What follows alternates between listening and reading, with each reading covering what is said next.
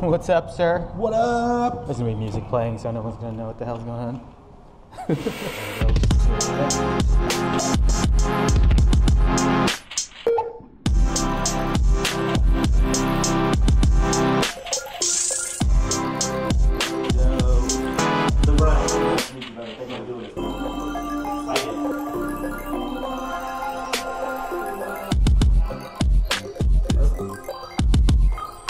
Smack.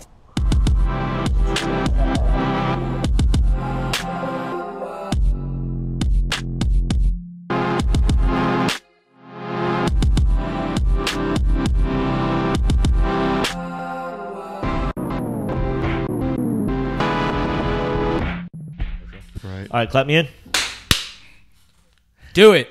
There it goes. Boom. That's the one we're going to work with. Go ahead, P. Welcome to another episode brought to you by us, Earth Whoever. I am Peepo. Deeks. The Revac. Tonight, episode 20. This is a milestone for us. Son. We got a resident DJ to Lowbrow, Motown on Mondays, the Park Ultra Lounge, etc., etc. 107.9 The Ends, mix show DJ, Mr. Billy Lane. Oh, and the founder of 916 Junglist, who I used to fuck with heavily, DJ Billy Lane. Boom. I appreciate it, guys. Thanks for having me. Yas. Tight. That shit is tight. I think that was like one of the 916 best intros we had. I know, man. No, how did it all come together, 916 Junglist? You're the founder of 916 Junglist. He ran 916 Junglist podcast. When and how did that even come about? I'd say way back in the 20th century. Tight. Yeah. When motherfuckers were riding chariots at the club, like, yo, park my horse, motherfucker. Exactly. It was a long time ago. They really only had drums and And a basses. bass. Yeah, there was no electricity That's yet. what they called it, drum and bass. They're like, why is that? Because that's the only two things we had. So yeah, in the late 90s, there was a big surge in electronic music. Yes, They there didn't was. call it EDM back then. They called it electronica. Yes. Yeah. And that was like probably one of the early like commercial exposures of electronic music, and I kind of fell into that coming from the hip hop side of things. As far as how did 916 Junglist start, there were three of us. We were three DJs. We all loved drum and bass, and there was no place to buy drum and bass in Sacramento. Yes. So we would hound our local DJ shops. They actually had them back then to start carrying drum and bass, and we would go to the Bay Area together, race to the front door, and elbow each other out of the way to try to get in first so we can grab the It was record. like rare, So, rare to have that like in the record cycle at the time. Yeah. Right, exactly. And there wasn't a lot of drum and bass to pick from to begin with, so it was like we bonded that way. So that crew was called the PBS crew, and that's when I went by B-side, and it was Pressure, B-side, and Stompa, and this was in '97, I want to say. Damn, I was like 18. And Damn, how old are you? don't even want to. Ooh, just showed his age right there. 18 at 97. Where were you at? What age were you in 97? 97, I was 7. we don't go there. I'll edit that. That's edited. I got three words. I got three words for that. You're allowed one edit. I know. All I can say is Filipinos age gracefully. Right? That's real. This is true. Yeah, it's that pork fat. Right. Yeah, we age gracefully. We just age to like 50, and that's it. The gout will get you. Real talk. So yeah, like late 90s, we were doing the DJ crew thing, and we came up with this mixtape. Is on cassette. It was a triple cassette package, and we called it the 916 Junglists. Oof. And we were trying to like make a statement that we were like a jungle crew in Sacramento. Nice. And actually, back then it was really popular to do area code junglist. Yeah. All Yeah. over the country. Yeah. Like there was like, you know, Yeah. any area code plus 415 junglist. junglist. Yeah, Junglist. everybody had that. 510, Yeah. So 831. it wasn't exactly original, even though 916 Junglist kind of has a nice ring to it. Hell like, yeah, you know, 916 just sounds dope. it rolls Fuck in, outta here, right? man. You know what I'm saying? So, and we were proud of our territory, Yeah. right? So Hell we yeah. were putting our foot down, and we came out as 916 Junglist, and we were very militant. We were coming from a backpack hip hop background. yeah. So we were It very almost much. seems like a lot of DJs kind of came from that, especially hopping into that. It almost seemed like, okay, Yeah. what's the next phase for DJs? And especially when that came about. Because Right. you talk about like asses in, you know, environments. It's like, yo, this somehow attracted a lot of hip hop heads. Yeah, You know? it did. You It know what I'm did. saying? Yeah, 'Cause we I remember, related to it. he was all about jungle rooms. I remember going to one rave and I was like, Labor of love. Jungle's like where it's at. I mean, if I had identified with anything at that time, it was like, yo, jungle's the closest thing that from the genre I remember to like, yo, I could get down with this shit Right. Yeah. Well, it's a lot of it had to do with if you go in by the familiarity, they were sampling Wu-Tang and Redman and stuff like that. Just putting it at a different BPM. And then even deeper than that, they were sampling the same breaks that they were being used in hip hop too. The old Apache breaks, the funky drummer breaks, and all those breaks that that hip hop cats were digging for to use in to producing their records. We were digging for the same breaks to use in our jungle records. We were just putting them at a different tempo. Nice. So it's sample based music in like the golden era of sample based music, which is like the early mid '90s going into late '90s. Yeah. Arguably one of the best times for hip hop. You know what I Real mean? talk. It is a golden era, definitely. Now absolutely. you see it. Yeah. So, and we were, we were the children of that generation. You know what I mean? We literally partied like it was '99. You know what I mean? Like that was our. That was the thought. You're like, Y2K's coming. Like, this is it, homies. Yeah. We out. Buy all the water. And the accelerated tempo and the aggression and everything in that was very telling of just that energy. Exactly. It was very much like a Y2K kind of thing happening. Yeah. And we were all kind of like we were stepping into the future, and we want embrace technology and all this stuff. And drum and bass, like I related to it in that way. And there was a small percentage of people up here that did. And and obviously it comes from London. It started out there, and always got to give all praise due to that area. Yeah. But it did take over the United States, especially after, like I said, the electronica boom. Yeah. When all of a sudden now you've got these producers on Columbia and Sony and like doing like everything but the girl remixes or doing in a huge way, Diesel Boy. Yeah, right. And they have this. I got 5 on it. Right. That was Aphrodite. Aphrodite. Yeah. So like we really got into it when it was kind of a popular time to get into it on a global scale. Yeah. And then we just stuck with it after it kind of, I would say, it plateaued for a while there. You know what I mean? Yeah. So, and actually, it's kind of on a plateau at the moment. I think it's, if anything, it's on an ascension from a younger generation. Yeah, it's like somebody just hopped onto it for the next thing. Right. Yeah. And I'm okay with like the direction that it's going, the things that the new generation are doing. Yeah. I think probably the biggest thing that hurt drum and bass over a long enough timeline is that we were really stubborn. Mm-hmm. Because we were so coming from that keeping it real mentality that we wanted to be exclusive. We didn't care if you didn't know about it. We weren't trying to expose anybody to it. Exactly. We just wanted to do it just because. We just want to do it because, and we all love it, and we don't give a shit about anybody else. You know what I mean? And that was not the rave motto. That was not very plur. No. You know what I'm saying? Plur. That did not encourage sharing and love. And respect. It did not glow very brightly. Exactly. That was a dead glow stick. That was a glow stick at 6 a.m. That's jungle. That's not what says jungle. It's that dead glow stick on the floor. Exactly. Yeah. Well, we owned that too, because like you would look at all the flyers back then, and they were all what I would call like the anime space rave flyers. Yeah. And then you would see our flyer, and it was like a dude getting bit in the head by a snake with his middle finger up, and like and like we were like, this is us, and like we're not even trying to be like any of y'all. You know what I mean? So it was on some punk rock shit. It was on some punk rock, some DIY kind of shit. Like, right. I get this whole love thing, but we're in that space. Just we do our own shit. Right. Exactly. So we own that, and it did really well for a couple of years in Sacramento. So for a while. Yeah. And there's still people that I still do them every year. I still try to do one a year. I'm coming. Yeah, awesome. I'll be there. Yeah, it's a lot easier now, honestly, because now that like I'm get in touch with hella people, and also the legalities of doing like a warehouse party when you're like 19 years old were a little bit different than say someone who's in his age and like can actually make it happen legitimately. To where like when the cops do show up, they look in there and they see a bunch of people that are probably smoking weed and having a good time. They say, okay, turn the music down for you guys are good to go. You know what I mean? Whereas before we looked really unorganized, and they all walked in. Like, who knows how many venues this drugs. Is moving to? Right, like there's no crowd control. There's not some experimental shit going on back then. Puddles of people getting lights flashed in their face. Yeah. So they couldn't comprehend it back then. But that's what made that so dope, though. Don't you gotta think like that's really what made that genre really pop, was because it was so against everything else. I got to say, I was a little proud when I saw a 916 Junglist in a hard copy episode with an undercover camera. Ooh. Yeah. See, there you go. I was like, I should be upset about that, but I'm actually kind of proud that I made it. That's dope that you made it even on that platform, because you're like, yo, like that was some serious shit. Like people forget. Like I just remember seeing from the outskirts, but I remember people being really big, and I remember, like I said, partaking and seeing some of that, and I was like, this is a very subculture thing where only specific people are really drawn to it. And when you find it, it's like everybody's on the same page. In a lot of our shows, you know how you think about associating drum and bass with the rave or jungle with the rave, right? But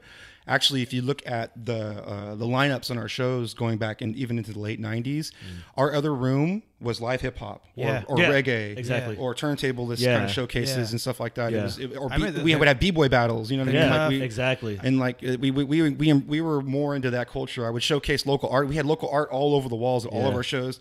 We inspired local artists to go out and make magazines and stuff from that. You know what I mean? Like a scene zine kind of thing. And like, so we were really more embracing of the local culture than say somebody trying to like mirror a rave that they saw somewhere or something like that. So it was a lot deeper than just what like, oh, I just want to throw this because like, nah, man, let's bring in everybody right now that, you know, is a part of something. Let's put everybody on. Exactly. That's dope. And a big help for that was the record store. And like, man, like we want to start going on a different topic, man. The record store thing, it as far as DJing goes, the way that music has changed, the way that we consume music and how it's changed over the last decade or maybe 2 decades really, has really kind of deleted a social aspect to DJing when it comes to, because you used to be able to go to the record store and if you just went by yourself, it was like the barbershop. It was like the barbershop. You would see a couple people that you knew, maybe somebody that you didn't know. They were all into different kinds of music, and they would be like, "Yo, you should probably check this out." Or talk music all day. Talk music all day. Organic exchange of ideas and information. And it really helped the young cats that were trying to figure it out correctly. Yeah. And that to me is lacking. That analog old school social networking of it is lacking. And I'm not trying to be the old guy that says, man, it needs to go back to the way it used to be, because it never will. Like we all know that shit's gone. One thing's consistent: technology keeps going forward. It never moves backwards. I think the biggest thing is just preservation. I mean, when you think about it, like, you know, I've been to like a lot of Motown Mondays, and it's cool when you guys break out the wax and you guys have it all lined up, and it's like, oh, you got to flip that one. We already did that one. I was like, I remember house parties like that, and I'm like, I think it's something about maybe just having that from time to time, because I think there is that missing history that isn't cataloged in social media now, where you're right. People just doing house parties, like, oh yeah, when you used to bring like a whole minivan just full of crates, and now you just bring a controller. Yeah, you could really run shit just off your phone and a Beats pill. Like, cool, I'm rocking it. It devalues music, and like it's kind of weird. It's kind of like, it's not bad. It's just, it's a lost thing, but it's because it was literally like a couple years ago, right? So it wasn't like 100 years ago. It was like, yo, this is happening, but for some reason, people now don't even know that was even a thing. It's completely been there's one thing about the fact that like so much information is able to come at us at such a rapid pace now. It's almost blurring the lines between what we were able to easily distinguish as commercial versus underground back in when it was more about scarcity. You know, underground these days is something that is out of the mainstream commercial marketing engine. But back then, underground had a scarcity thing to it too. I can't find this record anywhere. I can't. I'm digging deep. Like they in the recorded this attic. shit in their mom's room. That kind of. But shit. the minute you get a hand of that and you put it out there, and people are like, where can I find this? Right. Like, this is why you come hear me spin, because I got. And that through the perceived value of music, like way through the top. That's what made people really passionate about music, was things like that, in my opinion. And like now, you know, nobody's standing in line at Tower on Monday night waiting till midnight for the new record to come out. You know what I mean? Like, I'm about to download that. I already got it like 3 weeks ahead of time. I got it. I got that on exactly. iTunes. I got the leak. Yesterday. It's cool. Right. I got it. You know what I'm saying? But that's what I'm saying. So now being a DJ from that area and going forward, like if you had to say, all right, DJ Billy Lane, you are the founding father of this and you are the governing voice. How do we continue to preserve that, but also keep in mind with technology? Like, what's the steps enabled to kind of keep that in play? Like, what would you implement to be like, all right, we need to do this, or at least have one of these from time to time? My opinion on that would be to, first of all, embrace technology. We need a lot more of the older DJs to stop saying vinyl or nothing. If you didn't grow up on, if you don't know how to use these, and you're not a real DJ, there's a lot of that too. And it's a big backlash, and they don't realize that that's all circular. Like, even when, like, I don't know if you guys are watching that show Vinyl on HBO right now. No, but they're doing this. They're doing this kind of side story about Kool Herc in the late 60s and early 70s, because he was all part of that in New York back then. That's all him.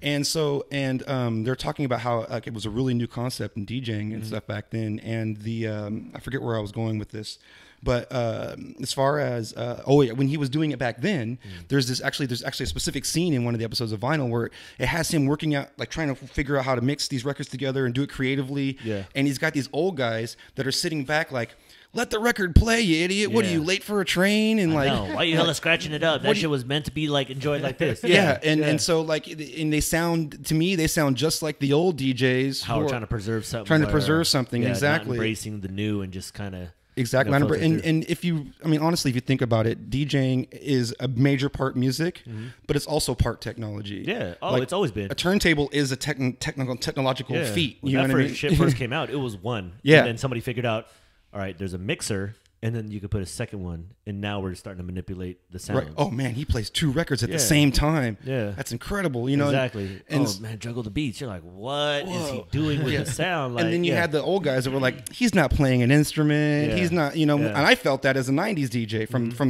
my live music friends and my musician friends and things like that. Like, what instrument do you play? That's not even real music. And then all of a sudden, you start to see bands and people have DJs. Have DJs in them, right? It's always a slow evolving thing. It's a slow evolving thing, and I think that a lot of it has to do with the stubbornness of the old ways, not embracing change. Yeah, I think everything that I've noticed that one thing that's consistent is like the newer generations, they're going to try to find something that's them. Exactly. And they're going to do that by borrowing from the past and then inventing it into their own way. Yeah. And so what's going to happen is that the people from the past are going to see the things that they're familiar with and identify with those. Yeah. But then they're going to see the things that they're not familiar with, and I don't identify with it. Right? It's not them. I'm not feeling that. Right. This shit's the way it's supposed to be. Right. Like, so I think if we're going to embrace, because right now, honestly, I see DJing either becoming completely obsolete or just being so much of a fucking joke that I don't even want to do it anymore. You know what I mean? Like, and the what needs to happen, in my opinion, is that 1, we need to embrace technology, and 2, we need to call out the bullshit, right? Like I don't know if you guys have seen that troll video of the girl in Tahoe who's like making terrible requests, and the guy's just like videotaping how horrible she is. And and I'll show it to you. It's really funny. She's like, are you playing house music all night because we're from the Bay? We want to hear this and blah blah blah. And like, so that, you got to expose that, and then you got to expose things like these DJs that are, I call them press kit DJs. They have more photo shoots than mixtapes. You know what I mean? Like, and you gotta expose the exploitation of the image, and you got to exploit the devaluing of the DJ both in order to kind of push up the fact that this is a true art form, and it deserves the respect that it had, and it still has to a certain niche group of people. For sure. But do you think it's one of those things where it ought to correct itself after a while? Because what makes like the press kit DJ, or what makes like the, okay, cool, like I just started doing this and all of a sudden I have hella followership, like does that mean the avid listener, the avid, I go out to go listen to music, all of a sudden like, oh, I'm into crap music, and we're just developing people to understand music in such a shitty way? Or is it just going to autocorrect itself where, oh no, people that will embrace it and all of a sudden becomes the governing body in a weird way, not an asshole thing, but just like call that out. Right. We don't endorse that. And people start to understand like, hey, that's not what I'm looking for. And you're not trying to do it negatively. Your whole position is to push things up. And I'm not prophetic. I don't know how it's going to end up. Of course. But I mean, all you can really kind of do is look over what's happened already and try to make a best guess. That's what I'm thinking, And so like right now, I kind of think of DJing as being sort of in the glam rock stage. It is. And so look at what happened to rock and roll after glam rock. You know what I mean? It went kind of Nirvana grungy, and then now it's no longer really in the mainstream. And then now you're starting to see it. And you're starting to see it like really, I mean, some of the new live music that's coming out is so dope. So dope, right? So dope. And I think that's a product of the evolution. Of the evolution. Like you got to go through these shitty times to kind of get back to this. Exactly. It's got to be put in a package, marketed up, sold, and flushed down the toilet before you can actually reinvent itself into something that has this whole legacy to build on, and then also has a fresh new twist on it. Exactly. And it might even mean pushing it out of the mainstream, you know what I mean? It might even mean having it drop down a little bit as far as popularity goes, in order for it to kind of cultivate, you know what I mean, and then work its way into the whatever selected that listeners. Identity is, right. I mean, and DJing is so multifaceted now. You talk about DJing, you're talking about all different kinds of music. You're talking about all different approaches. You got coffee shop DJs, and you got main room rave DJs, and everything in between, right? So. The medium, as far as like putting the whole art form aside, the medium, I think that it's never going to go away. No, and as far as go to different looks, this is going to go different. I even think the human element of DJing is going to become obsolete in a lot of those multifaceted areas for DJing. Yeah. I mean, with technology, we already have the ability. Like, imagine it this way. Like, you have these software programmers that can write a program. You walk into a bar. The bar is able to take your check-in from your phone, go through your profile, find all of your favorite songs, everything that you like, curate a playlist for you, and all of a sudden, how come my favorite song just started playing after I just walked in the bar? That's not far-fetched. You know what I mean? That's already kind of happening. Yeah. We're already collecting data on individuals, and we're going to start selling it back to them. We already are, but we're going to even get better at selling it back to them. Even more so where it makes the DJ obsolete. Yeah. Essentially. Now what happens from that is when you have an automatic curation, people are going to desire the opposite. They're going to, and that's what happens. It gets to a certain point and then it buckles, and then you see the reintroduction of whatever it is again. Of the heartbeat. It goes from a flat line to a heartbeat, and there's like a real life thing behind it again. I feel you with the music thing. I think with like how like rock music, or however you want to classify it, and live instrument, with now the people that are making music with live instruments again, right? It's like a really big resurgence, and it's kind of cool because I think that's what happens when it gets so far to a point where it's for the masses, or it's automated, or however it may be, and then the natural thing is to seek the opposite. Exactly. And that's where you start to be like, yo, there's this underground party that this dude DJs, and it's like, this is really cool. This is and where then it becomes this is why I identify with this. Or the hope is that, anyways. The hope is right. You never know. So it's and there's no set path. It could go any one way direction, obviously. But like I said, drawing from history, it seems like we kind of got to go through this shine.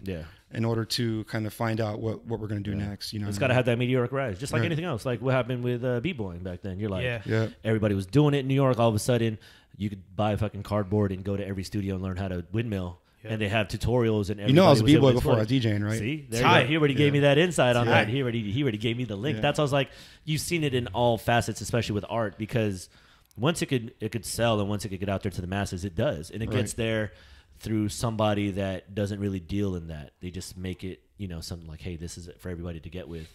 And then it dies out, which it did. But all of a sudden now b-boying is at an all-time high.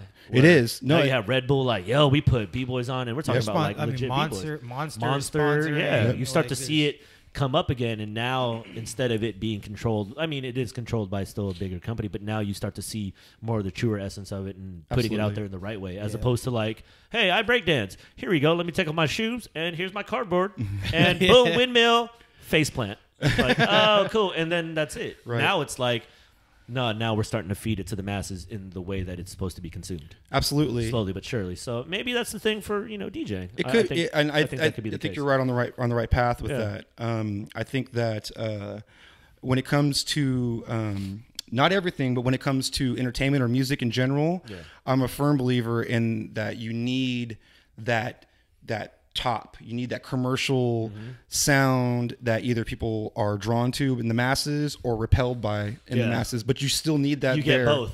You need that. It's like a balance thing. If that didn't exist, then this wouldn't exist. If you never had this, then the great shit would never be there. Never be there either. Right. Exactly. It's like you live life at a plateau. You'll never feel the highest of the highs or the lowest of the lows. It's absolutely. just like whatever. So and I see that. I see that even with like we'll talk about the resurgence in drum and bass lately. Like there's there's been, this is all a product of the EDM boom that's been happening for the last 5 years. And the commercial drum and bass that's being made, it sounds like pop. It's got verses, it's got hooks, it's musical, you know what I mean? And it sounds like pop. Yeah. And there's people that are into drum and bass that absolutely despise it. Yeah. You know what I mean? They're like, that is not what we're about. Like, what is this? Right, exactly. I don't identify with that. Like, I'm not gonna mess with that. And so but the ironic thing that they don't understand or don't see is that because that exists, there's a huge economy happening underneath it. Exactly. And people are like, I love this shit. So when they find the real shit, they're like, yo, that's like without the nonsense, and this is like the essence. This is what I was trying to find. It brings a whole new audience, like indirectly. Absolutely. Yeah. And so when it comes to people that have a really big chip on their shoulder about anything on the super surface level, I try to like get them to understand the bigger picture. You know what I mean? Like, you got to have this thing here in order for you to really, if anything, perspective, in order for you to say, I like this because I don't like that. You got to have that. You know? You got to know what the shit you don't like and what the shit you do like. Instead of just like, this is it. I only eat broccoli. I don't eat anything else. Like, I don't like that. I don't like this. Oh, I have never tried it, but I don't even care because I know it doesn't taste good. It's like, I think it's a growing thing. Absolutely. Like I said, I think people and just being open to the idea and the different genres out there. Like, I'm an avid music fan. Like, I'm always open to like just picking up a CD and listening to it. Like, I come across a lot of shit just being on the internet now, which is really cool. I like it, but I just search music in a certain way, and I think it's something about the person nowadays in order to be able to at least be taught how to be exposed to certain stuff. I think that's the issue too, where it's like they don't really want to try. And one thing that I had to yeah. come to terms with as a DJ too is that not everybody is passionate about music. No. And a lot of people that go out to have fun where there's don't where even there is care. music, they don't care at all yeah, what the that's hell's like going on. 80% of people. That's the You're like, majority. what yeah. the fuck? But I mean, you know. And I get it, you know, and Exactly. and so like, you know, you play off of it. You're like, Yeah. okay, I have eyes. I can Yeah. see that none of y'all care, and I can see you really are not liking it, Yeah. and I can see you're really having a great time. So Yeah. you know, it's you got to like be aware of things like that. Who am I going to cater to? Like yeah, you know, sometimes you just got to look around the room and pick one person at a time and play their favorite song one at a time all the way around the room, and Yeah. that's just how you get through the night. You Yeah. know, and I'm not too proud of that. You know, and I didn't get here by not being stubborn at some point in my life, because there was a time when I said no. Y'all can just go do your thing, and I'm gonna do this jungle thing, and I don't care about anything else. Yeah. But we didn't touch on this before, but before the junglist, I was already DJing. Before I even knew what jungle or rave was, I was already DJing. It was a house party thing. It was a hip hop thing. It was a b-boy thing. Yep. And so I was playing like freestyle. You know what I mean? Like, you know, Hell yeah. and yeah. and DJ Magic Mike kind of stuff. And Yeah. so it kind of came where out of ignorance, I was like, well, what do you want? You want to hear some Prince? Here's some Prince. You know, when I was like, 15 or 14 or Yeah. whatever. Like, what do you want? Here, I'll what do you want? And then like finally I was like, well, I don't want to do this. I want to play music that I made or that I love, you know? And so kind of went into that tangent for a minute. And eventually I was like, well, you know, like I kind of just want people that want to party. You know what I mean? And when you get into this really specific sound, sometimes you just get a bunch of arms folded. I call it trade show DJing. Yeah. It's like I'm at a trade show and everyone's just walking by my booth kind of going like this and then not even like really feeling it or vibing it and just kind of like sell me. You know what I mean? And, Yeah.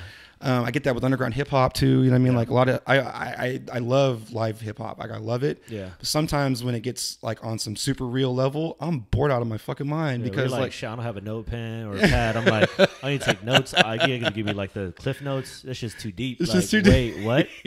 I know you have 4 degrees. I'm like, just let me digest this something. real quick, Yeah. right? So, but no, my point on all that is that I think people can have a lot more fun if they loosen up a little bit sometimes when it comes to the stubbornness. Yeah. And just acknowledging that not everyone's into. That's what I'm saying. At the end of the day, it's just music and having a good time. Right. Yeah. Like the whole point of this is just to get your ass up and just do something that Move. just move. Right. Nothing makes me laugh harder than somebody getting really serious about party music. Yeah. Like I don't understand. Like even like the history of hip hop music, lyricism came after the party. Yeah, exactly. You know what I'm saying? Like and people, the party was the deal. the party was the Like, deal. the DJ was the shit. The MC DJ was the motherfucker that just DJ was introduced the them. heartbeat, and the MC was hype, and it was like Yeah. it was fun, it was party, Yeah. simple lyrics. You know what I'm saying? Yeah. Like, and it was about a good time and embracing this shitty life that we're all living. That's what Basically, I'm right? saying. Like, this is my one break. Right. You know what I'm saying? Instead, it was like, motherfuckers like, I don't want to dance, but I want to hear him talk bad about that dude. So let's watch this. Let's watch this. Yeah. Like, oh, man. And then, and I love all aspects of it going through the whole timeline, but I think some people lose sight of the simplicity. Yeah, the of it. simplicity of it. Right, exactly. Yeah. Damn, that's I crazy. mean, on another note, you've spun EDC. Yeah, How was that? huge.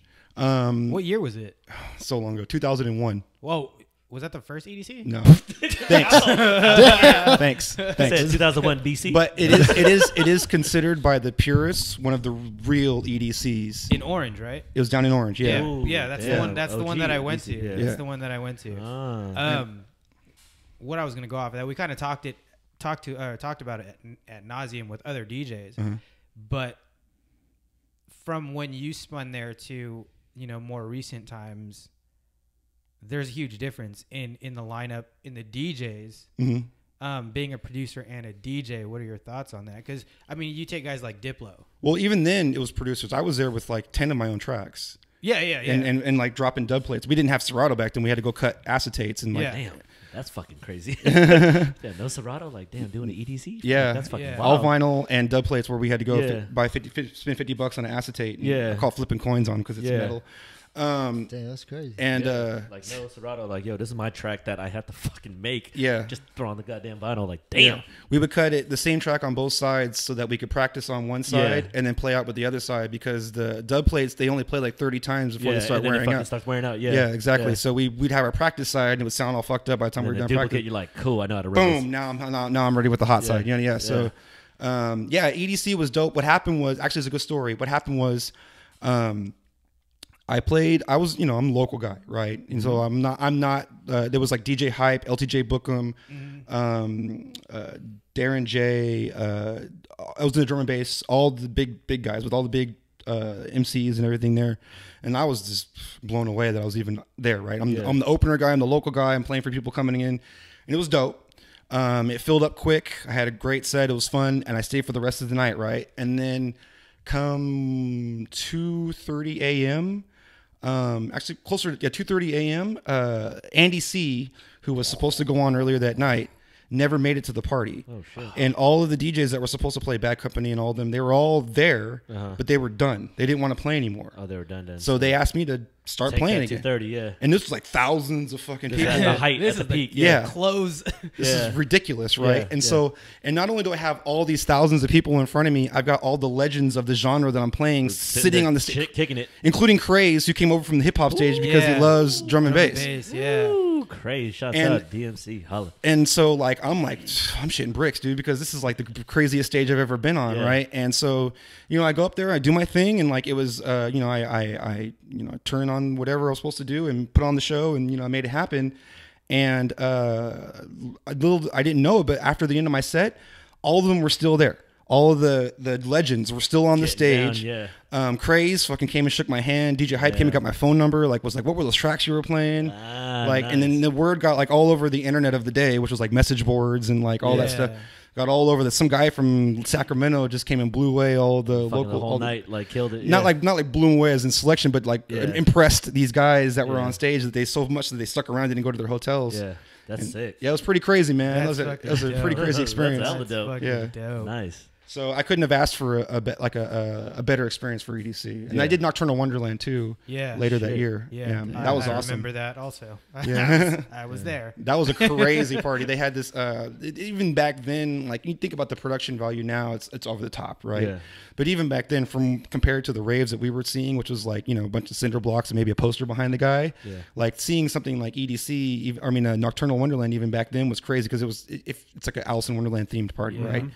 And we were in the Sunken Garden, which is like the centipede, whatever garden section of the And so they had the giant centipede guy behind the DJ booth. That shit's crazy. And then like right, and like so like I'm just doing my set and everything, and then like the crowd's like goes crazy for like the song that I played. So I do the classic Jungle Rewind, I pull the record back, and the MC is like Billy Lane, and as soon as he said Lane, the eyes lit up on the caterpillar, and smoke started coming out of his mouth like all over on the stage on top of me. And like I'm like, this is like WWF, dude. I'd never seen anything like this in my life, dude. I was like, and the rookie that I am, I turn around and just like look at the stage spectacle with everybody else, like while I'm up there, like turn around. This is crazy. I can't see my vinyl, guys. Can you stop? Can you bring some fans in? Fuck, I can't see anything. Enough. Right? That's dope. That's dope. Those were the big stages, man. That was like 01, 02, and I did solely drum and bass until about 03, 04. Yeah. And then I started to go back into the open format, staying local, and I don't regret it, honestly. I really don't. You've won a handful of competitions too. Yeah, I did that. The Filipinos can play pool and we can DJ pretty well. Yeah, that's all you can do. What's the deal with that? Good Catholics, good post office workers, good nurses. Good nurses too. Yeah, absolutely. We could dance. Yeah. What's the deal with that? Why are Filipinos? I seen an article on Facebook about how a lot of Northern California. I have my opinions. Filipinos. What's your take? Just came into the DJ scene and just all of them. A lot of the legendary ones are all of Filipino descent in a weird way. One of my dad's really good friends is Mixmaster Mike. If you're my age, which is I was laid out mid-30s, right? Oh, that's not bad. I thought you were gonna be like, I'm 42. No, mid-30s. I was the young guy in the game back then. Yeah, right. Course. Yeah. So at my age, being a Filipino, 3 words: invisible scratch pickles. That's, day, I mean, every day. there was nothing like it when I was a kid. You know, Mike, Apollo, and Qbert in the beginning, and Shortcut too. Yep. But at the beginning, I saw Mike, Apollo, and Qbert a lot around Sacramento and in the Bay Area. Yeah. And I was a b-boy back then with the SMK Superman Clan. Ooh, and damn, shout out Superman Clan. That's Right? crazy. Shit. Yeah.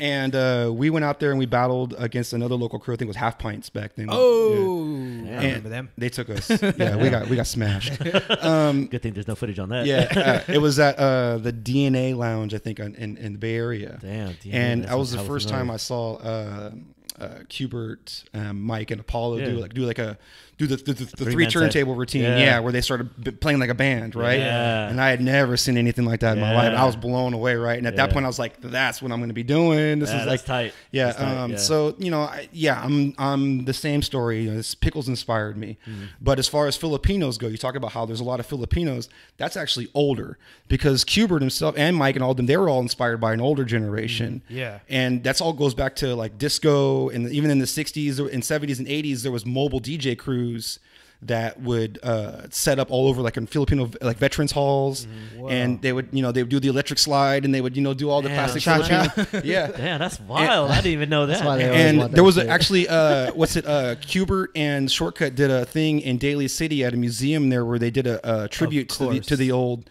Filipino Old DJs. DJs from the 80s and 70s. Yeah. That's sick. And it's super dope, dude. Like, and yeah, there is actually a really deep history of particularly Filipino party DJs in Northern California. Take us into that because Yeah, I that's don't know any That's of where this. that's where Eddie Yeah. Eddie and Apollo are actually from the same kind of DJ school, right? They're the same age. Yeah. Eddie Adul's I'm talking Yeah, about. yeah. Eddie Adul's my mentor. He's got 10 years on. I'm not trying to call him out, buddy. Sorry. Damn, Eddie Abdul just got but laid out there. He's my senior. Yeah, Right. yeah. He's my mentor. Eddie right. Abdul, yeah, old And he's from the same generation as Apollo, and Apollo's actually older than Mike and Qbert. Yeah. Don Knotts. Yeah, Filipino Don Knotts. You're right. Hey man, you know what I'm saying? But what they would do is back in I can go back to the 80s when it was like we talk about freestyle, right? So we're talking about freestyle, we're talking about early electro funk kind of stuff, planet rock kind of stuff, Yeah, right? yeah. And what they would do is it wasn't just about battling skills, because honestly, like, you had this huge mixer and these turntables that were even further apart. Yeah, where you didn't Just have like, not the a whole space. whole Yeah. lot of the early turntablism was just starting to happen, right? So Yeah. another thing that they would battle on outside of like actual technical DJ skills was their sound systems. Oh, And so what they like would your setup, like, so what they would do is they would set up on both opposite sides of the room, Yeah, like on and some juice and the shit. crews would Yeah. battle sound systems on opposite Yeah. sides of the room. And That's this crazy. let's see where your sound system like at. big bass, little bass. yeah. Big fish ate little fish every Yeah. time. And so there was all these old Filipino crews in the Bay Area that were the champions of that. They are the true seeds of like what spawned into a huge culture for Filipinos in Northern California and DJing. And I'm part of it. I'm actually 2 generations later. You know what I mean? And there's That's it's still going. You're right. Yeah. That's crazy to me, because then you look at all the DJs. There's Mike, Qbert. Yeah. Apollo Short. Yep. Fucking Yoga Frog. Fucking Yeah. all Yoga these Frog. guys. Even Even down the south, new like ones, Babu yeah. and stuff like that Yeah, too. Babu, Right. Red Kid Matic. Dragon, Yeah. It's crazy. Yeah. Yeah. Damn. So many Filipinos, and then you go to the East Coast, And a lot of it's it's, Puerto my Ricans. uncle was a DJ, and Yeah. he was part of that. He might not have been one of the famous guys. Yeah, but he was a part of He was it. part of that. Yeah. My uncle was a DJ. I got all of his records, and I started DJing too. And that's what ends up happening Yeah. is like the culture just kind of permeates through a lot of people. Right. Whether you're in the limelight or not, it's like that just once you see somebody that is looking like you're like, oh, I can do that shit too. That makes sense. Yeah, Exactly. Yep. Yeah. And so That's weird. It's crazy. I wish I could have. Super I wish I crazy. could have seen the museum. Our exhibit wasn't up for very long. Yeah, it was like a pop up. Yeah, and they did one seminar where they did like a panel talk, and then the exhibit was open for only like a couple of weeks, I think. Damn, that's we need to find that. I know they need to do that again. You need to do that out here. I know you should do that out here. That would be dope. Why That would be not? dope. I got to make the connections. I got to find some people. Eddie Yeah, knows you some gotta go people. Deep. Yeah, you gotta go deep. But I think that'd be cool. I think it's just on the heels of just like preservation. It's Right. kind of that thing. Like just, shots out over there. Like it may be lost in history, but it's one of those things where do something like a tribute show and just kind of like put people aware of it. Right. Especially now because you could actually have that live in time where, oh, this footage is on YouTube now. Yep. Or this footage is on thing. Instead of, damn, I can't even find any information on that gallery. It's like, but then maybe that experience kind of jets you to do something out Well, here. it's a good thing that we're regional because I'm sure there's maybe only 1 degree of separation to get into Cubert's ear and like figure out. Of course, You know yeah. what I mean? Like, Go to that Jolly Bee, be like, yo, Q. right. For real. Put down spaghetti. What's up? If they know that there's enough people interested in it, I'm sure they can find all those same connects and do 'Cause I something. think that's a lost thing too. I mean, with all the DJing happening, there is no way that a lot of DJs now were not exposed or even not heard about any of those guys. Yeah. Like, no way, because of how forward that was. You're talking about it was DJing where, all right, here's 2 mixers to, oh no, we're doing whole CDs with just crazy production. Right. And we're bending the whole entire idea of how this works. Right. Like seriously, and it was in the span of what? How many years? Like 5-6 years? Say half a maybe? decade. Like hard. Like it was just like every time. Here Like, it it is. was a thing. It Like, changed the way music sounded too. I was bumping like like a CD from like Hubert. Like this is music. Like, Yeah. like this is crazy. Right. It And didn't really make sense. anti-theft device, fucking Mike's one of Mike's first or after Serial Wax Killer. Yeah, where they completely composed the album from scratching samples. Just scratching samples. Yeah. It was That's why they were doing crazy. some unprecedented like shit in that realm. Right. To where, like I said, it's prior to the time of social media, so it's almost like a lost thing in a weird way. Right. Because they did exist at a time and such a height where a lot of that generation of people that were a part of that don't really identify with it in a way. It's like, oh, that was just cool party times. But when you look at it and people that are still kind of involved, you're like, dude, that was like the golden era of DJing. Yeah, it was. Yeah. Like in that respect, anyways. The Like, for just pushing golden it era forward. in the sense that the crowd appreciated what the DJ was trying to do up there, and actually reacted to something that was technically challenging, as opposed to basically gauging on familiarity, which is really what's around now. Yeah. Do I know this song? Do I like this song? Can I sing along? Yeah. Okay, this DJ's It's like tight. they dictated the party where people want to come just to hear what they would do. And Right. it wasn't even like a dance thing sometimes. You're just like, yo, I'm just going to watch I'm just gonna watch this shit go down. like do his thing. Yeah. Right. Yeah. Like that. At Junglist, we used to do in between an hour set of a DJ, we would do a 10-minute turntablist routine. Damn, so we would have a that's turntablist DJ perform in between every one of the long forms. That's So dope. it'd be long form, short form, long form, short form. Yeah. And actually, that did great for the crowd. We would always try to do something kind of short form in between the DJ sets. Yeah. I remember one time the cats at Public Domain, Big Up to Spencer and Mad Planet, they did a pencil fight contest in between the DJ sets. Yeah, that's hella funny. That shit was tight. They would hold up a microphone to the pencil and crack, and the crowd would go ooh, like, Hella react to it and everything. That's dope to have something like that just to kind of break it up on some cheeky shit. Like that just makes sense. Like, Right, You know, right. you can't always be at a high clip all the time. Like, right, exactly. break this up, show the differences and how that works. I think, familiarity and just, kind of like the versatility of DJs, I think would be possibly the next kind of phase where it's like, no, I rock that too. Right. Like, I could do all of it. I Like, think boom. one thing that is not working in the DJ's favor is the shortening of the average listener's attention span, especially when you're trying to get creative as a DJ. Yeah. They're kind of just waiting for the drop. You know Yeah. what I mean? Yeah. And so, like, if you're trying to do this routine that is like a build up to the part that they're all waiting for, essentially, used to be like you could strip it all the way down and put it all back together piece by piece, and then here's what you wanted as a presentation, right? Yeah. These days it's like they're like, come on, can we just get to the me the song? good shit. We're just Yeah. gonna sit here and stare at you and like wait for the song to happen. But maybe that's because it's the masses. Because, I mean, you got to think back then when DJing was happening, it was still a subculture. Like, Yeah. not a lot of people were into it. It's just, it happened to be a lot of people. So maybe those people are out there. They just haven't found you yet. Or Getting older.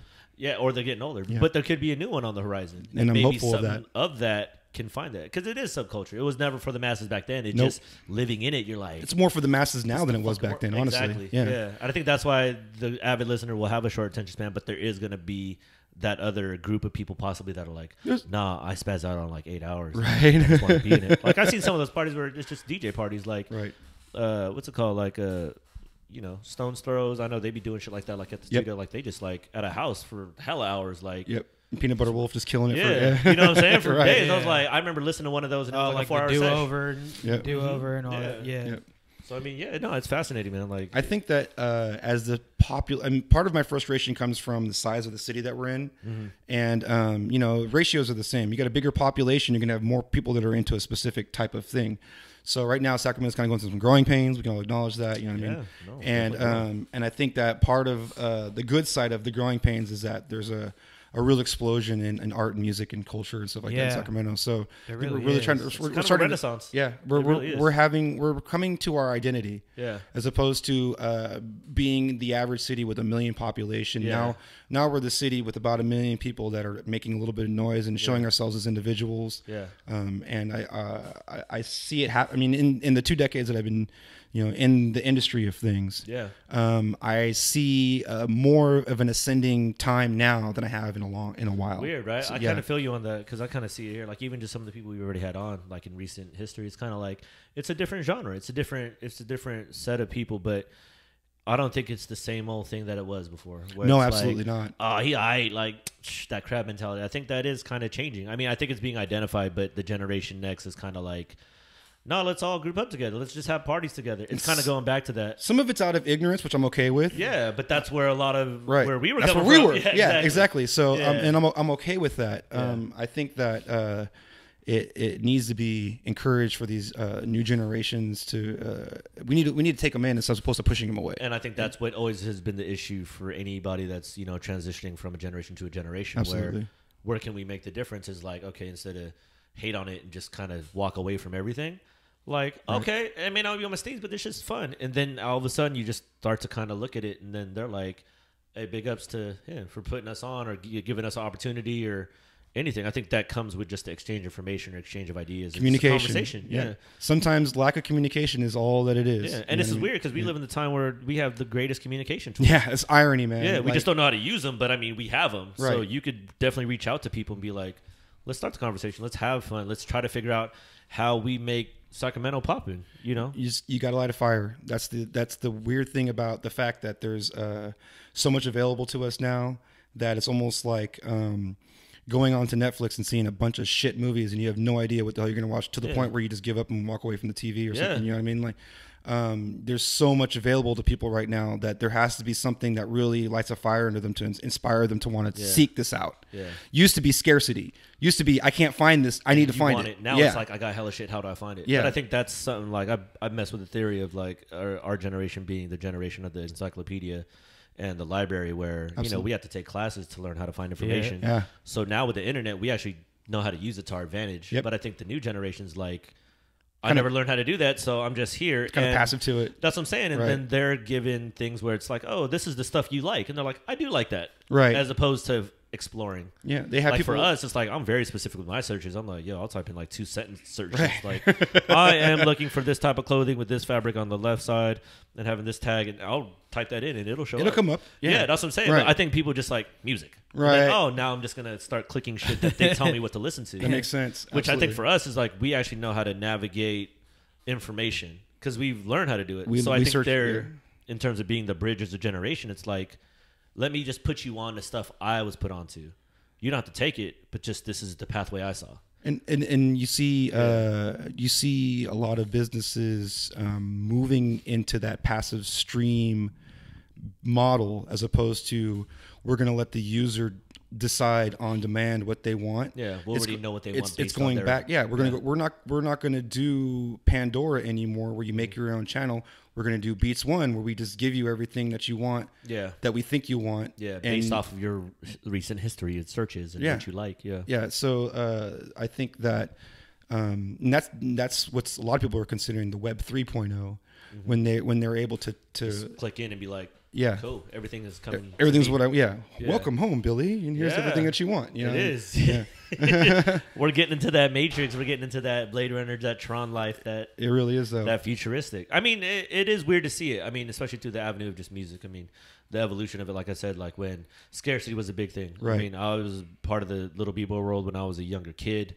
Got my hands in DJing just a little bit, and then in the dancing world, it's the same deal where you're trying to source stuff that nobody's heard of. It's that whole idea of like, I'm trying to get this because you can't rock it. Right. Even on the fashion tip. But then Karma Loop comes out. Then you have music for everybody, Napster, LimeWire, all that. Like, okay, there has to be some kind of reset here. Right. Or the evolution just goes to where, like you said, you just wake up and you just log in and the world kind of just does whatever it does. Yeah, it sends you your live stream. Yeah, that's why I'm kind of like...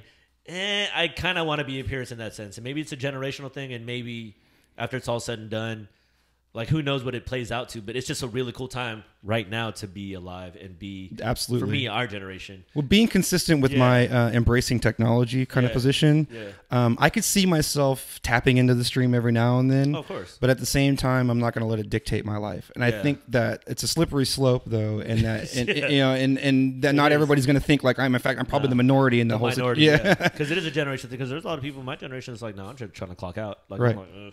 I'm trying to make things so easy. I'm like, but why make it so easy? Right. Like the whole beauty of life is the struggle. Essentially, they make it so easy, and then they complain about what's fed to them. Yeah. Like they don't want to make any changes. Like that's what's weird about like phones. Like people be like, man, I hate this phone. It's hella slow. I'm like, motherfucker, you can watch movies and listen to music and close your garage and turn everything on through your phone. Like, that took a whole room full of shit. That's what I'm saying. I'm like, you complaining on some nonsense. Like, what the fuck are you talking about? Right. Like, my Wi-Fi is not working. I think everybody's going too fast. I think that's the thing. My screen is too small. Yeah. Like, what are you talking? Like, we used to have phones that were hella small, and people were like, yeah, I love compact. Now it's like going back to big. Oh, here's a laptop on your face. Like, okay, so this is the 80s all over again. Like, let me just put this. Right.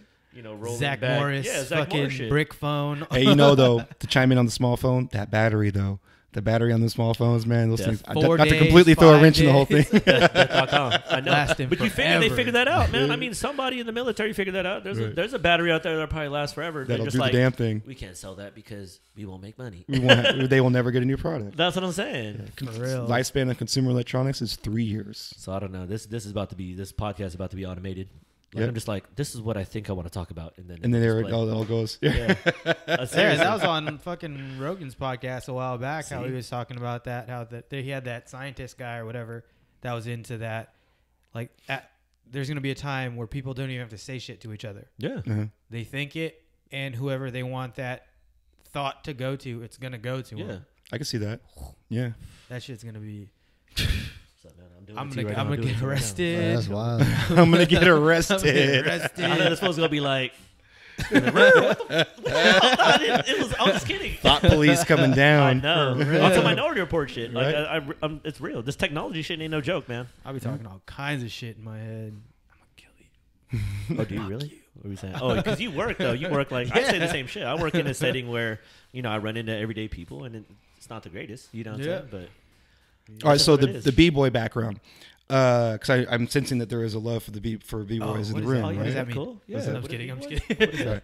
So Boy? this is 91, 92, 93-ish when I was like really hurting myself. When Souls of Mischief came out, yes. It was Infinity, and but we were listening to Nucleus Jam on it. You know what I mean? And I know. I used to try to break dance to that shit too. But let me set the picture. When the rave days were happening, I didn't dress silly. Okay, I dressed silly when it was my breakdancing era. Yeah. Okay. What does that entail? I was the Filipino kid that shaved his head. He said my bangs were hella long. Tight. Why was that even you style? remember the long bangs? I didn't have that, but why was that the style? I remember just how motherfuckers had that. Yeah, we were just talking about that. How Chad had, or not Chad, Marcus had those. Yeah. Someone still rocking them? No, he had them. That era. Someone bring it back. Someone bring it back. I don't know. That's kind of offensive. I don't know. That's kind of like they're getting close. They did this. I'm like, just take the whole thing down and do this. I thought about it. I'll bring that shit back. Right. So I had the shaved head, but the long. I mean, the bangs went all. It looked like a rat tail in the back. Yeah. It was like long, right? That's crazy. I had the long bangs, and then I wore a size 42-inch waist Dickies. Because that's the only way you could get them baggy. That's the only way we can get them baggy. Yeah. And I had the belt pulled together with the huge dick bulge in the front because all the fabric was fucking bunching in the. You know? What kind of belt was that? Was that a braid belt or was the belt with the thing and you could have your initial? It was the canvas. It was the canvas belt, and I had the letter B on it. Because I was fly. Yeah. Obviously, the shell toes and everything were in effect, Yep. and the Protec and the helmet and the JanSport. Yeah, I did all that. It was the JanSport that held hella low. It held hella low. Why did they do that? They had to like cut another fabric to make it hella long where it would just be dragging on the floor. Like, why is that the case? Why was that? Yeah, I had the super long strap JanSport. Yeah, it was like it would like hang down super low, and then I would wear like a like a triple XLT because that's probably about as big as they went back then. Yeah, and it was usually like a polo shirt or something like that. You know what I mean? Like, weird. Hella shopping at Joe Sons. Yeah, Joe Sons. Damn, son, Miller Outpost, holla, Miller Outpost, be out here. Miller Outpost. Florin Mall, rest in peace. Florin Mall, rest in peace. Tilt. So but that was I was in the Superman clan, and I was in a group called Outcast Tribe, and I was a regular at the Sock Hop in Roller King in Roseville. Damn. Is that? I used to kick it. That's where motherfuckers used to hella get down. I used to kick it. Yeah. I know all them cats still, like Mookie and Ambrose and Matt Mookie. Cash. Damn. Matt Cash. Yeah. Damn. Matt Cash, I remember we battled at a store called Massive one time, and Matt Cash was famous for this. You know, you probably know this. He'd get butt naked and start dancing on the dance floor with his thing jump swinging. And we used to always say Matt Cash butt naked on that ass. Like we. Hey, some b-boy out there, if you're listening, some b-boy, please bring that back to the fucking fold. Bring that style back. That butt naked. That general butt naked style. You got what I'm saying? Yes. Change the game up. Oh man, but I remember, it was Floor Rascals ran shit back then. Yeah. They were the crew. Yeah. And that was Ambrose, who had the mean halos, who says his hairline is messed up because of all the halos that he used to do. That's like His hairline goes like this. Yeah, his hairline's all messed up. It's all on the side of it. That's what happened, Hey Ambrose, if you're listening to this, my bad, man. Hey, that's real talk. I mean, you know, that breakdancing, we didn't know the ill effects of it. Right. Because nobody be rocking halos now. People knew. They were like, oh, no, I don't want to mess my hairline. I was I'm going to turn this shit into an air flare. Like you see people who are like the head spin kings, have bald spots. That's happened to me, too. I used to have a little bit of that. I had like this humongous cowlick on here. I used to have the Protex and all that. Like, Ran out a little bra on top, huh? Yeah, man. It was all now bad. they have spin caps. They're just beanies. I don't even know with about that this. Fucking, We used to put a knee pad in the beanie. Like, yeah, exactly. Yeah. They're like that basically. Okay. Now they just have without dope-ass They the just hat. sew them in. Dope ass yarmulke looking head Right. things. Like, It's like it's a beanie, but on the front to like here looks like a fucking Brillo pad. Okay. yeah, it and looks like it's a knee like pad plastic. just right here, Yeah, and it's then crazy. a beanie. My Smart. when I weighed 50 pounds less, we were all power moves back then. I don't know if you remember. that's all you get. Early 90s. Yeah. Early 90s was all gymnastics. Flair windmill 90. Yeah, That was the ultimate. And I was Flair windmill headspin. That was as good as I could get. That was the other combo. That was as good as I can get, and I was really good at windmills because I was in a wrestling team back then, so we had the wrestling mat, Yeah, and we used to practice at the wrestling mat. So like I started to get the no fear thing because I wasn't getting hurt. You know you what I weren't mean? on concrete. You weren't on fucking linoleum. Right. So I I learned the physical aspects of it. Yeah. It was limited back then too, and I think there's something to be said about like breakdancing in Sacramento, in Northern California, because it was a different ball game. I mean, with the shit that was going on the East Coast, Some serious game changers came out here from that. Yeah, it was more just power. Right. Like I remember being young, and my things were head spinning, Right. scratch 90s, and Nice. flare windmill 90 or flare windmill head spin, Right. elevator flip. Right. I mean, my 6-step was cool, but it wasn't the focus. It wasn't the focus. It was more like, what kind of windmills can you do? Right. All right, ball bangers, cool. Handcuffs, Yeah. Oh, yeah. Stomach windmills, oh. Yeah. I remember when I the body flare, the stomach windmill. Yeah, I remember when I got that down, I was stoked. And that was the hard one because you kick the ground hella hard if you Hella fuck it up. hard. Yeah, if you fuck up, Yeah.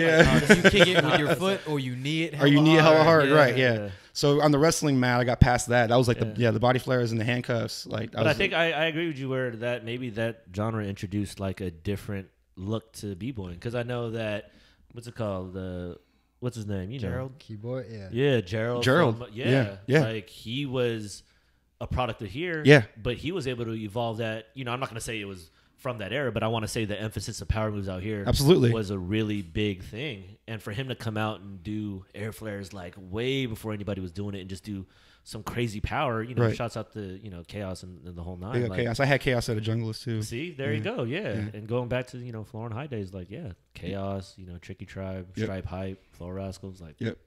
damn. Crazy crews out here. That's why Sacramento's rich in Sacramento has history, a- man. yeah, super I think deep there is history. something to be said. I don't know if this is going to happen on the horizon, but I mean, talking to you and talking to Brandon earlier, it was like there is a rich history in Sacramento alone on a lot of different facets of hip hop and our interpretation of it. Right. It was a lot different. And maybe in the near future, there might be, you know, maybe more tribute shows, maybe more events that are, you know, hail to that, but also embracing the new age. And I Absolutely. think that's what's missing too, because I don't go to enough shows in Sacramento, partly because there isn't any at all. We're Well, talking you're about right. like anything. Oh, you're right. And I Yeah. think going back to how there needs to be something at the top. Yeah. The whole thing with Live Nation buying Ace of Spades. Yeah. And like these big promoters coming in and actually setting up some A-list tickets in our town. Yeah. Crazy. That's going to create a trickle. It you know what I is. mean? Like, and Yeah. that's going to create a local scene. That's going to create people that either love that or hate that. Yeah. You know what I mean? Like, but that's going to create. It's gonna afford that next thing to pop up. Right. There's Right. gonna be a want to have things constantly going. Right. And there's going to be like. clearly enough talent out here to make it happen. Totally. Yeah. We all know that. That's the Yeah, part. Right? yeah, Yeah. no. Damn, that is crazy. But you only know that when you're in Sacramento. When you're from Sacramento, I mean, outsiders don't know that shit. Nah. Well, Let them know, though. I know that that Sacramento is kind of a secret farm for the entertainment industry, though. And I mean, Like LA is throwing a fishing line out every now and then yeah, and hooking somebody that they think they can market. Like, we talk about it a lot. Right. You know, Sacramento is kind of like that melting pot where talent is brewed. Right. Yeah. And then I think there's something about like and then they go and say they're from the Bay. Yeah. See, we talked about that too. We talked about that too. But I think it's the scarcity. I think whatever the culture was before, I think kind of breeds creativity and breeds that want. Right. So do that. To me, as much as that hate sucks and as much as the way Sacramento's built, I think having that environment does help somebody kind of develop whatever it is that they want to develop because of the non-support or the non-anything. But the minute that you get a following or the minute you get something on board, like you have that Sacramento mentality where it's like, man, 916 and die. Nigga, I'm gonna kill everybody. Like, that's how a lot of things were for me, anyways. I still feel that way. My opinion on people's perception of Sacramento from the people from within Sacramento when it comes to the negative replies that people say about Sacramento. Yeah. I see a city where the majority of the people are either they came here or their parents came here from the Bay Area. Majority, like over 70%. Hayward, California, represent. Right. So so you've got this people that are coming from. I mean, let's face it. Those are the Bay Area. San Jose is bigger than San Francisco population wise. Exactly. And San Francisco is huge on its own. Yeah. So it's like two big mountains just 100 miles away from us. Yeah. And so they're accustomed to a larger market and all the entertainment that goes along with it. Yeah. But they're broke. And they got to live somewhere. And we live in Sacramento. And now we live in Sacramento. And now they have this prove it to me attitude because they come from a better place. Big city where all this is happening. And now you got to come into Sacramento and you got to be like, well, this isn't what I like, but I guess I'll just have to settle. Yeah. And so you get this whole like lack of support for the local anything.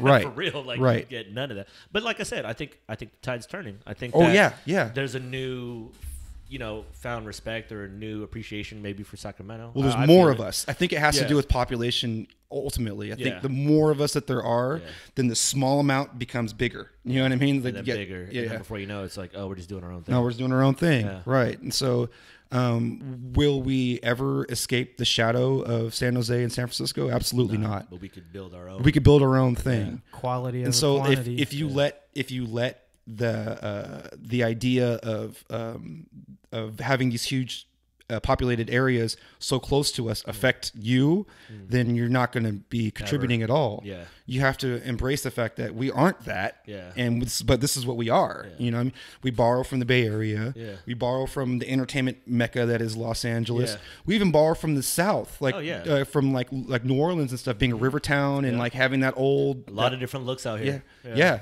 And so I think that if we embrace that as a city in enough time, we already are embracing it, but as the population increases, that is going to increase as well. And I'm optimistic for it. You know what I mean? Too. Yeah, for real. I'm really excited for the future. Yeah, I'm excited to see where Sacramento's going to go. I'm not leaving anytime soon, so I'm leaving next week. I'm moving to. I enjoy it here, especially having a family.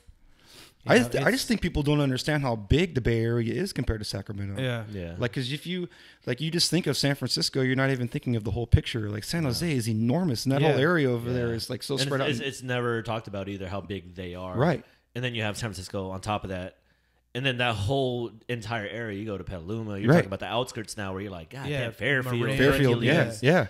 American Canyon, you go all the way to Fairfield Vallejo, they're just it's starting to peel in over here where we're at. And on top of that, you go to Sacramento, and on the other side of that, you got San Jose, Mountain View, and Santa Clara. So there's a lot of people, all these crazy ass places. I think that's why it's like, okay, Sacramento's a landmark, and there's a lot of people that have been here for a long time now, and I think that's where, oh no, this is the first gen, and we were the people that came in, but now there's a new generation that are like, no, I'm just born into Sac. And they're born into like, oh, there's hella talented people. This is cool. As opposed to like, man, ain't nothing here. Right. I'll just do what I do. And so it's more embracing. Changing, I think on a legality standpoint, where the growing pains are starting to move into the direction of being more lenient to entertainment too. Yeah. One thing that was a big struggle for a long time was kind of realizing the fact that we're really are a conservative city in a liberal state. We'll get political for a second here. Yeah. We got a lot of people that want this area to be grandma's house. Yeah. You know what I mean? We want school, where you don't cuss. You don't cuss at grandma's house. You don't party at grandma's house. You can go party down the street. Hella conservative because we are the state capital, and we have a place for that.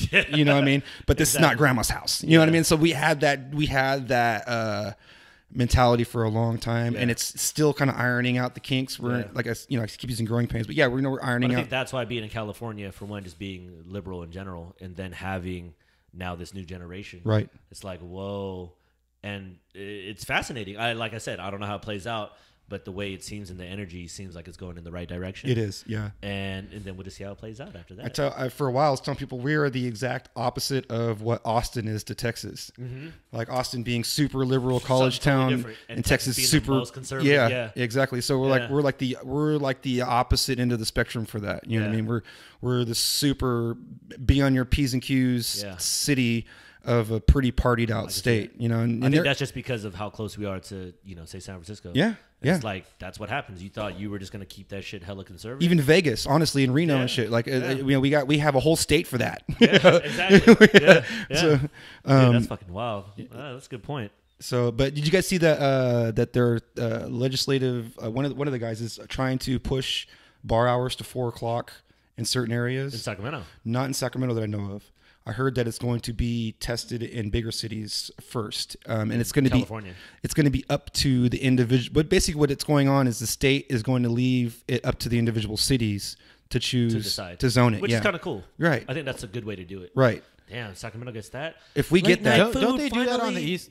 They do that on the East Coast, where East there's Coast. bars the that whole close at homie. 2, and then there's bars that close at 4. the whole point of that article was that Sacramento is a mainstay for entertainment, right? Yeah. But people that come here from different parts of the world, they freak out that our state closes at 2:00 in the morning. Yeah. Because you go to Miami, you go to Vegas, you go to New York. Long, yeah. homie. You rock until the sun comes up. Yeah. You know what I mean? Fascinating. That's something to keep on. I'm very fascinated to keep track of that. And so, like, and I've dealt with that. My friends that come over here from different states are like, wait, you guys are done at 1:45 even. The doors got to be, everybody's got to be out, doors closed by 2:00. Exactly. Like, 11, 12 o'clock, you would see just everything peak out. Like, you got to be in a building by like midnight. Right. Like, you're not walking around. Yeah. I just got here. Wait, where are we eating? Right. Just one place to eat? So like what? in Sacramento, I mean, California in general, it gets shit on by from people that party on an international level, even on a national level. You know what I mean? Like, so that was one of the main arguments was that if we really want to, because they said that Sacramento, something about how I keep saying Sacramento, California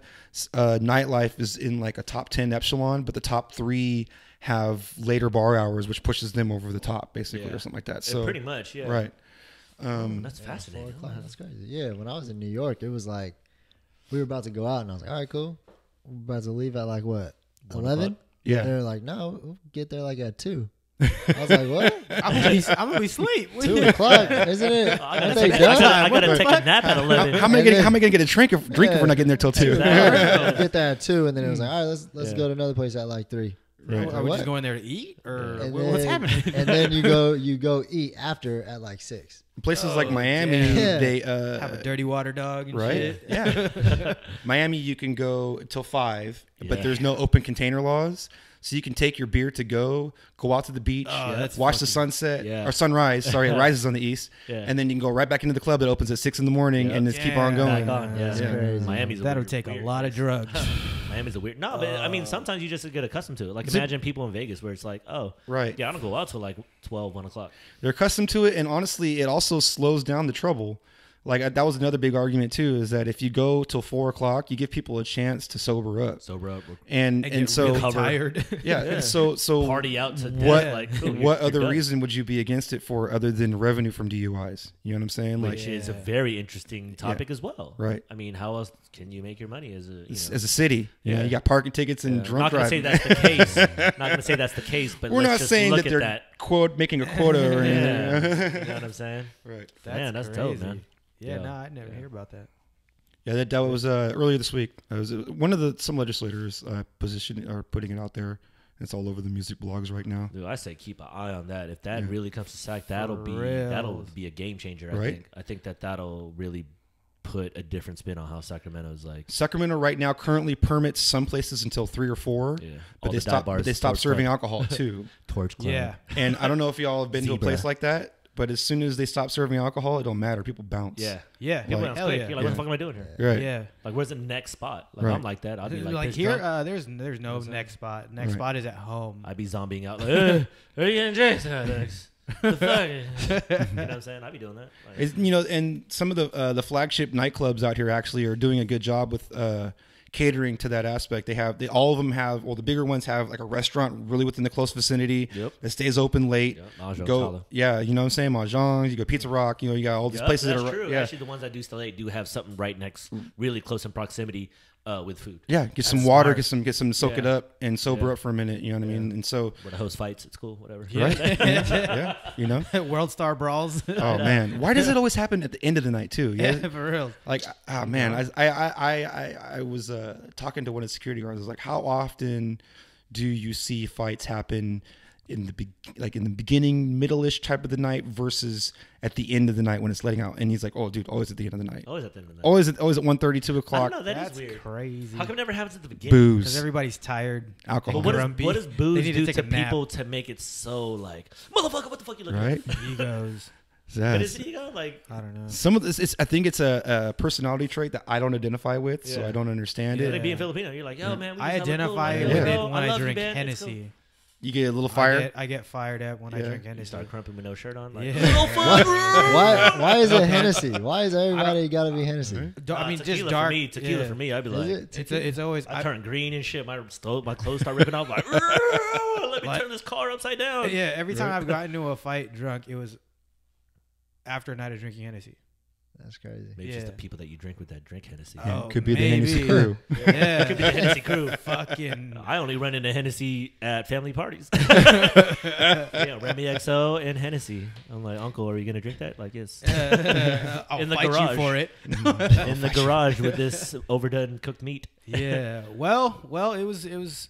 Thank you for coming on, man. Yeah, man. We appreciate Yeah, it. we're at the My Appreciate pleasure. it. Hope I Yeah, didn't that was- wrap you guys' ear off, dude. Nah, You're good. Nah, that dude. was- Like we. That was totally different from having DJ Joey on, and Yeah, we had a couple we of kind of got a DJs history too. lesson. Like, You know what I yeah. mean? Having Appreciate it, someone. guys. It's cool to get different looks because I don't think, like, even for me, like, you know, I'm more familiar with that, you know, side of the DJ world, but Right. having Joey on is more of the I'm newer. more familiar with the Joey. Yeah, Okay. then we're gonna have Drew on probably in a little Yeah. bit, so Yeah, or in yeah. another episode, and Right. he's like one of the new DJs Uh-huh. that are kind of taking it back to like, oh, we do like '90s like hip hop parties, like, huh, that's Yeah. different, you know what I'm saying? But they're making Right. a thing for it now, like That's that's cool. become a genre, like with, you know, Motown Mondays, with It's called dad rap. yeah. Dad rap. Yes, to go along with my dad shit's bod. 'Cause dope. That's what I listen to. You know what I'm saying? I That's listen to just all- dope. all Dad that rap. dad I rap. like That's that shit. tight. All right, Billy. So where can people find you? Like, where can people, you know, follow you? Where you at? Where you gonna Okay. be at? Like the whole nine. So plug, the whatever you wanna blatant plug. self-promotional spiel. Yeah, man. Okay. Got to put you on. Sure.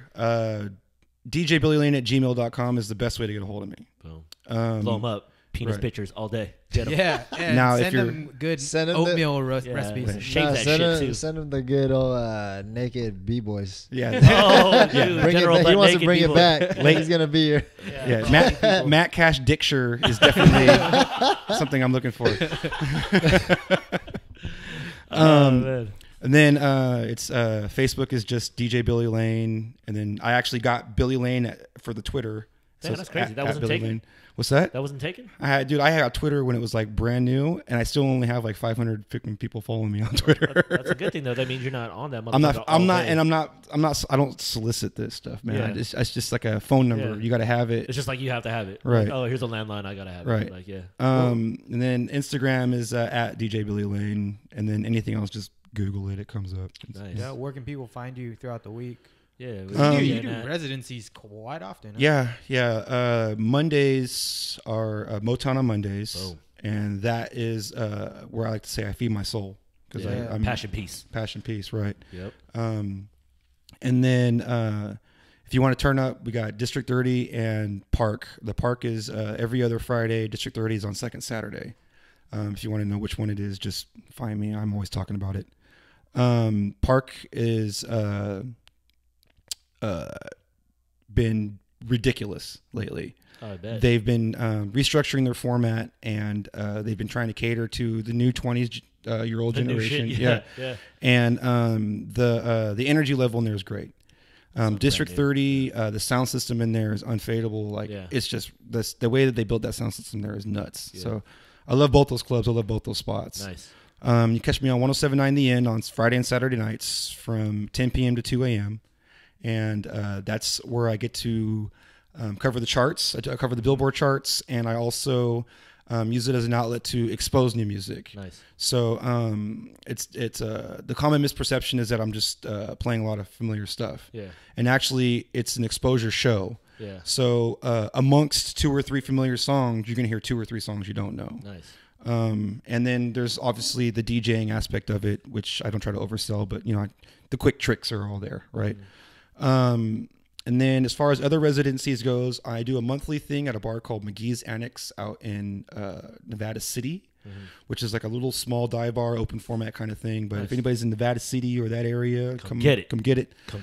And then last but not least, certainly not least, one of my favorite bars to go to and resident is the Trocadero Club in Old Roseville. Oh, Trocadero. And that, to me, is another kind of passion piece, honestly, because the way that Roseville works is you've got Onyx and you've got Trocadero and you've got the Union as like your 3 staples, right?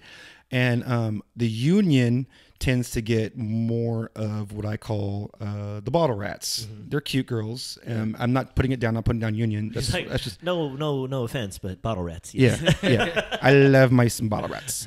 But yeah. So you got the young girls, right? Yeah. And it's in the music is reflective of that. Of course. Yeah. And then over at Onyx, you have more of I'd say it's actually kind of a cross pollination of crowds. You've got the same crowd that kind of hangs over at Union. Yeah.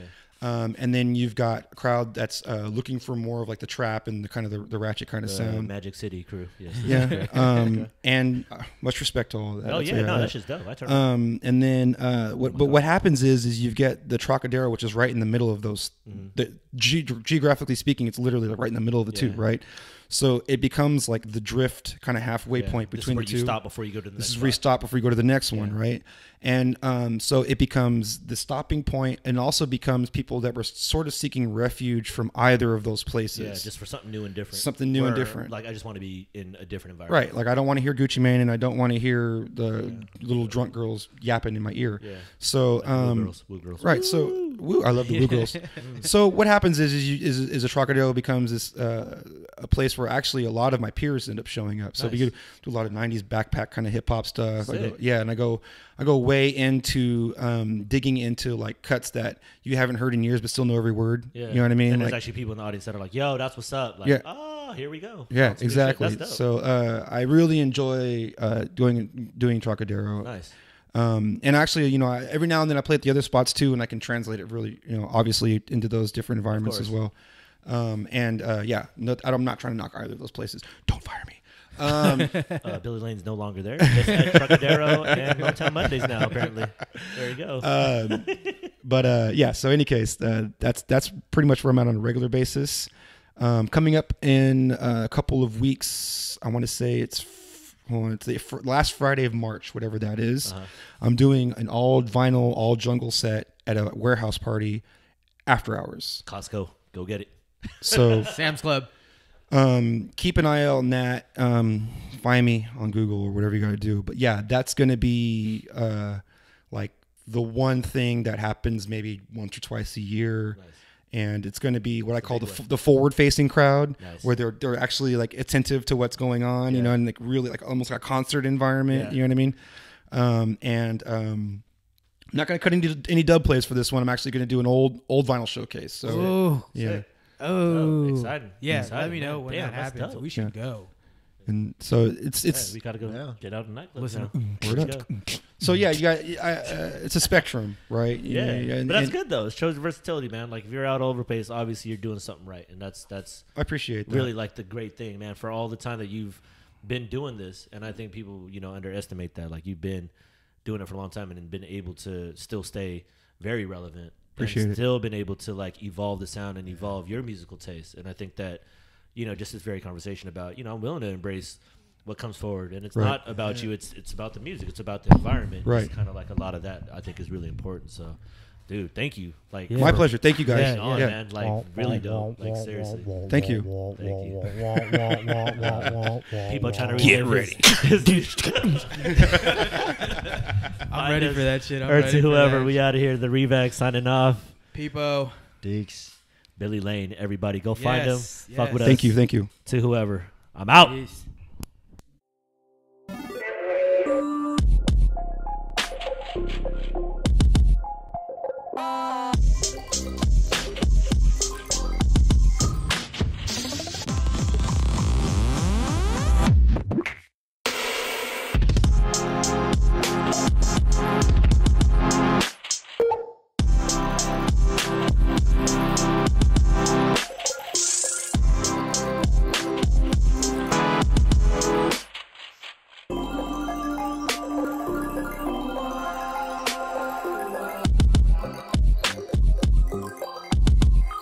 Smash.